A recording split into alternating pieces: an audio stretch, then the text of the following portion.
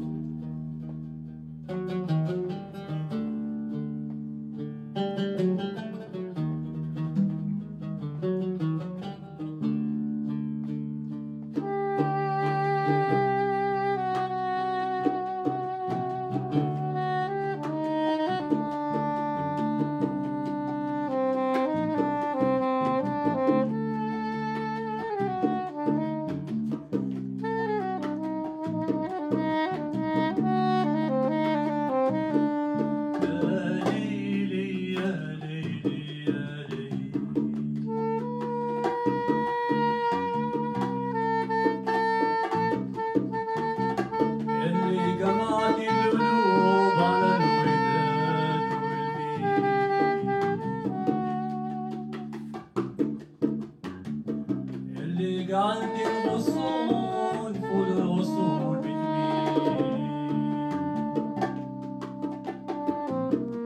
يا ليلي يا ليلي يا ليلي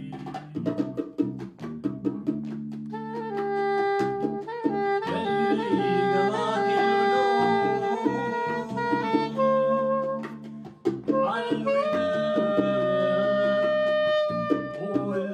والنيل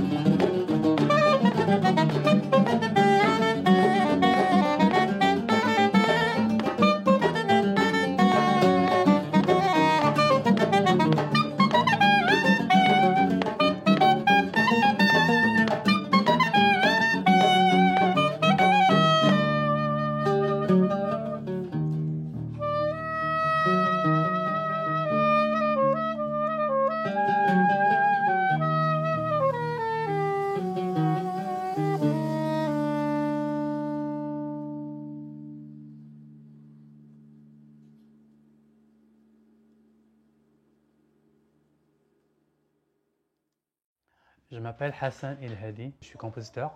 Je compose la musique d'inspiration musique arabe et de musique berbère parce que mes influences, ma mère elle est arabe, d'origine arabe, et mon père il est berbère. Alors ces deux influences-là, ils m'ont vraiment touché, ils m'ont inspiré pour composer à la fois la musique berbère et la musique arabe. La culture berbère, c'est la culture des autochtones. Alors les berbères, c'est les autochtones, disons les autochtones de l'Afrique du Nord. Avant les Arabes, avant les Turcs, avant les Romains, c'était les Berbères. On les appelle les autochtones. Et la langue berbère, c'est une langue complètement différente de la langue arabe. La culture berbère, c'est une culture complètement différente. C'est plutôt une culture africaine. Donc ce sont des Africains de l'Afrique du Nord. Et donc la culture ou la langue berbère, la musique, si je parle de la musique surtout, donc c'est une musique qui est, disons, pentatonique. C'est une musique qui est basée sur 5 notes. Contrairement à la musique arabe, où il y a beaucoup d'influences turques là-dedans. C'est une culture qui est vraiment très riche, rythmiquement et musicalement aussi. C'est pas un problème de vivre à Toronto parce que quand même il y a des on les appelle des franco-ontariens, donc il y a quand même des francophones, mais c'est des minorités francophones à Toronto. Moi j'ai eu vraiment un accueil chaleureux à Toronto, contrairement à ce que j'ai eu au Québec, même si Québec c'est une province francophone complètement. Mais quand même à Toronto, j'ai eu quand même réussi à avoir un emploi. J'ai commencé à faire des spectacles, des contacts. Ça fait quand même pas longtemps que je suis à Toronto, mais j'ai réussi quand même à avoir des contacts partout dans toute la province d'Ontario, surtout. Ouais. Culture anglophone en Ontario, c'est une culture qui est quand même, comment dirais-je, accueillante. Donc, je ne me sens pas comme différent des anglophones. C'est vraiment le contraire. Ils m'ont vraiment accueilli chaleureusement. Et pour eux, c'est vraiment un privilège que je sois francophone. Ce que je raconte dans ma musique, c'est surtout de ma culture, surtout. Comme j'ai fait des compositions par rapport à l'artiste. J'ai donc par rapport à l'artiste, qu'est-ce qu'il vit en général. Donc, être artiste ou être musicien, c'est pas facile. Et surtout, un artiste qui fait une musique qui est spécialisée comme la musique arabe, la musique berbère, dans un monde, disons, anglophone et francophone. Donc, je compose par rapport à ça. C'est les difficultés qu'on vit ici et qu'on est des minorités dans une minorité. Donc, moi, je suis minoritaire arabe, berbère, dans une minorité francophone, dans un monde qui est anglophone. C'est déjà quand même pas mal, disons, un défi pour moi. Je compose aussi pour ma mère parce que ma mère, j'ai composé une chanson qui s'appelle Habiba dans le premier album. Ma mère, c'est vraiment à travers ma mère que j'ai appris beaucoup de choses. Donc pour moi, la maman c'est très important. Alors j'ai composé pour ma mère. Ma mère était vraiment, pour moi c'était vraiment une personne extraordinaire. Ma mère c'est vraiment une jeune femme, donc elle s'est mariée très jeune. Elle est encore jeune. J'ai encore ma grand-mère aussi, donc vous voyez, donc c'est ma mère, il m'a encouragé toujours et il m'a supporté. Il était toujours là pour moi. Donc, contrairement à mon père c'est quelqu'un qui était un businessman. Donc, il est rare qu'il était à la maison. Presque on le voit jamais parce qu'il est toujours en voyage. C'était un commerçant, un grossiste, c'est un businessman. C'est vraiment ma mère. J'ai appris beaucoup de choses de ma mère. J'ai appris à connaître l'autre. J'ai appris à accepter l'autre. J'ai appris à être tolérant. J'ai appris beaucoup d'amour de ma mère parce que ma mère c'était vraiment une personne qui est très, disons, très très très gentille avec tout le monde.